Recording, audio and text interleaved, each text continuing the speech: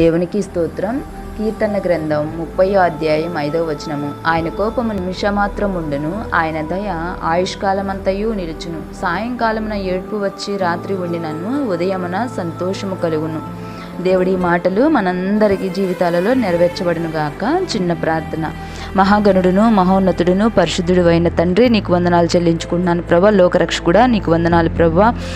సర్వాధికారి నీకు వందనాలు ప్రభా. సర్వోన్నతుడా నీకు వందనాలు చెల్లించుకున్నాను. ఈ ఉదయకాల సమయంలో తండ్రి, రాత్రి కాలమున నాయన ఏడ్పు వచ్చి ఉండినను, ఉదయమున సంతోషము కలిగినని నాయన మీరు ఇచ్చిన వాగ్దానమును బట్టి నీకు వందనాలు ప్రభా. ఆయన కోపము నిమిషం మాత్రమును, ఆయన దయ ఆయుష్కాలమంతయు నిలుచునని నాయన తండ్రి నీ సెలవిస్తున్న దేవా నీకు వందనాలు ప్రభా. ఈ ఉదయకాల సమయంలో ఎవరు నా తండ్రి నాయన రాత్రంతయు దుఃఖంలో, బాధలో, కన్నీటిలో, వేదనలో ఉన్నారో, ఈ ఉదయకాల సమయంలో వారి కన్నీటిని నాట్యంగా మార్చి వారి దుఃఖాన్ని ప్రభు అయిన యేసు నామములో తీర్చబడును గాక.